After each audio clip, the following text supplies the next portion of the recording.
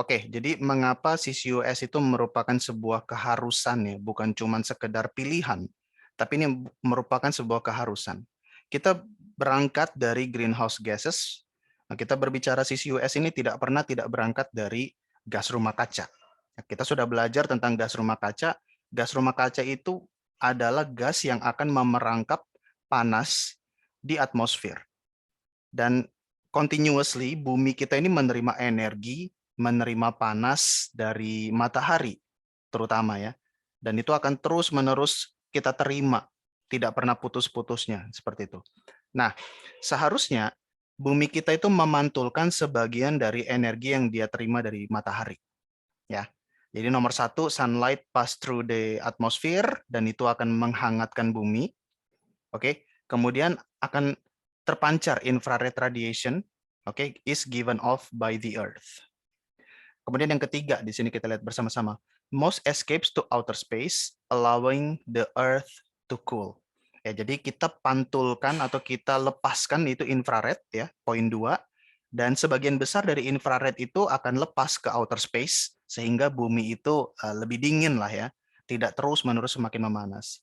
Tapi hati-hati, nomor 4, some infrared radiation itu terperangkap oleh gas-gas tertentu di udara atau di atmosfer kita ya, sehingga yang harusnya kita buang itu panas dalam bentuk infrared karena terperangkap di udara di atmosfer akibat keberadaan gas rumah kaca, bumi makin lama makin memanas.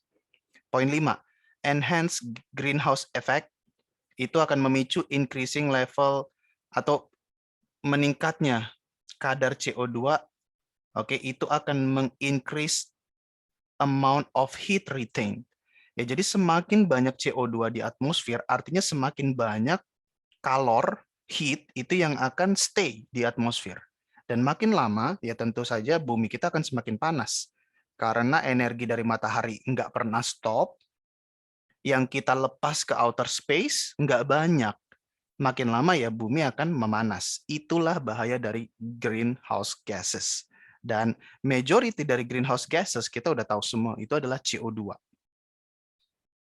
Oke, nah di sini. Jadi CO2 adalah culprit utama. Dia yang paling banyak konsentrasinya di atmosfer, sehingga dia menjadi problem utama yang menyebabkan pemanasan temperatur bumi, peningkatan temperatur bumi. Dan di sini ada sebuah chart ya, ada sebuah plot, global temperature dan carbon dioxide concentration di atmosfer.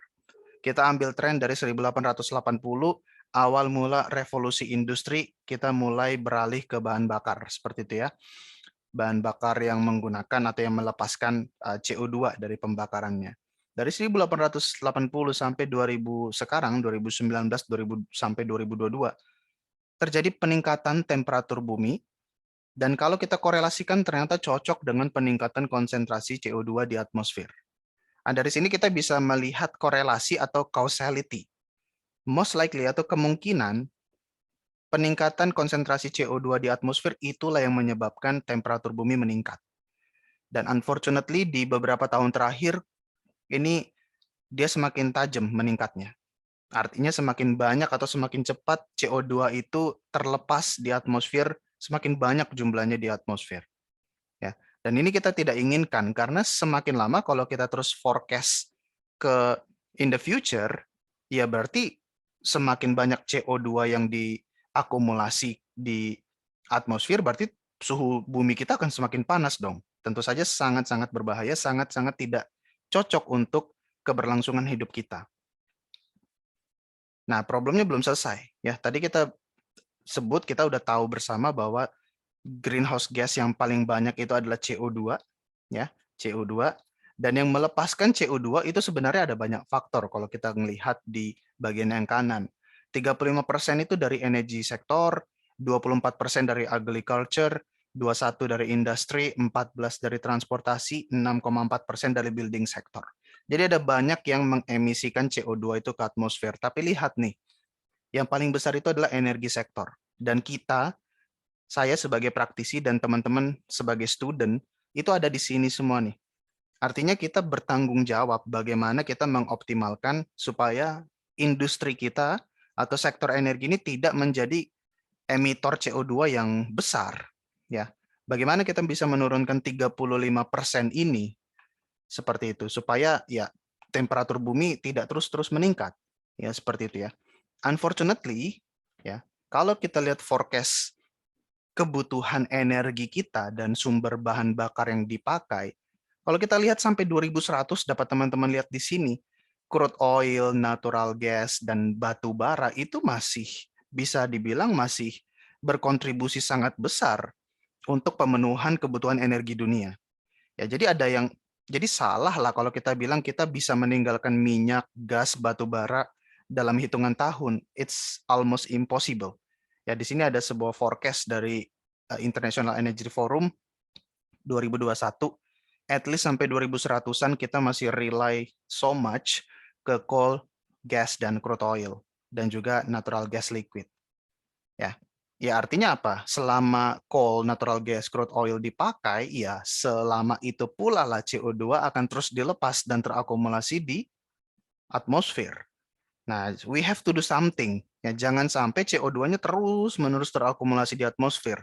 Jadi ada perlu teknologi yang harus dipakai, harus diimplementasikan untuk bisa mengendalikan itu.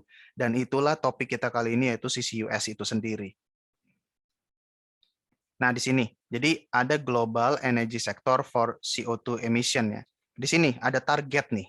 Dari 2019, di 2070 kita targetkan sudah terjadi penurunan sekitar minus 35 gigaton CO2 per tahunnya. Ini target yang ambisius ya.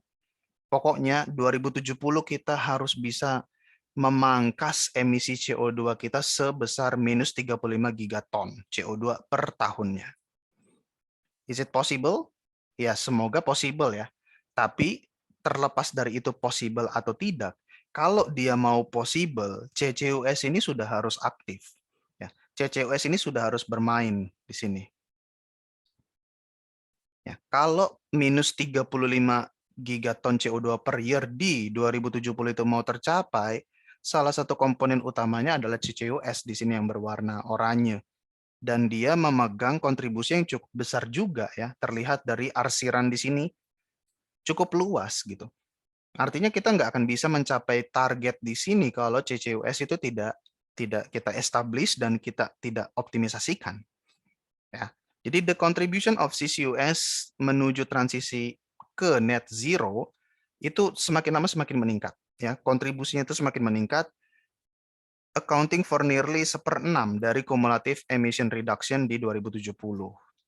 Ya, ya kita harus mainkan semuanya. Demand kita kurangi, bioenergi kita pakai, teknologi performance kita semakin optimalkan supaya tidak boros energi, renewable energy juga dikembangkan, elektrifikasi ya, mulai pakai mobil listrik, kompor listrik gitu ya, hidrogen gitu. Tapi salah kalau itu semuanya dikampanyekan tapi CCUS dibuang. Nggak bisa. Ya, semuanya harus jalan bareng. Bioenergi jalan oke, solar jalan oke, angin jalan oke. CCUS-nya mana? CCUS-nya juga harus jalan. Jadi seperti itu kenapa CCUS itu harus ya? Karena dia adalah pemegang kontribusi yang cukup penting untuk penurunan emisi CO2.